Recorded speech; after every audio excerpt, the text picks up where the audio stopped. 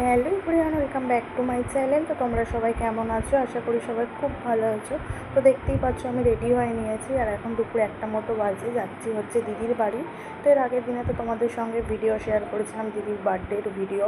তো মায়ের বাড়িতে দিদির বার্থডে সেলিব্রেট হয়েছিল ছোটোখাটো করে, আর আজকে হবে দিদির শ্বশুর বাড়িতে। তাই জন্য আমাদেরকে নেমন্তন্ন করেছিল, আমাকে, রাহুলকে, তাতান আর পাপানকে। আর এদিকে দেখো কুটুর জন্য লেস, ডিয়ার মিল্ক আর ক্যাম্পা নিয়ে যাচ্ছিলাম, আর সঙ্গে তাতান আর পাপানের জন্য নিয়েছিলাম। তারপরে দেখো দিদির বাড়ি চলে এসেছি, আর এত গরম পড়েছে আজকে, এসেই দিদির নাইটি পরে নিয়েছি।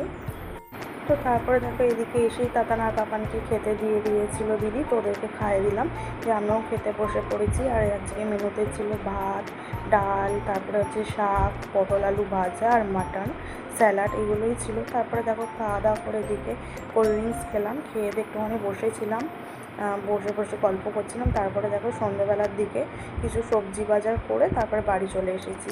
আর এদিকে তাতান আর পাপান কাঁদছিল, বাড়ি আসবে না বলে, বলছিল দিদির বাড়ি থাকবো। তাতান তো বিশাল কাঁদছিল আর পাপান কাঁদছিল একটু আগে, এখন চুপ হয়ে গেছে। তো তারপর আসার সময় দেখো সবজিগুলো কিনেছি তাতান আর পাপানের জন্য, এগুলো কালকে রান্না করব। বরবটি ছিল, লেবু ছিল, আলু ছিল, বিনস, পেঁপে, গাজর সব কিছুই কিনেছি, ঝিঙে, টমেটো, শসা, এইগুলোই সব কিনে নিয়ে এসেছি। আর তো তারপরে দেখো বাড়ি আসার সময় তাতান আর পাপানকে দিদি দিয়েছিল লেস, সেই লেস দুটো দিলাম তাতান আর পাপানকে।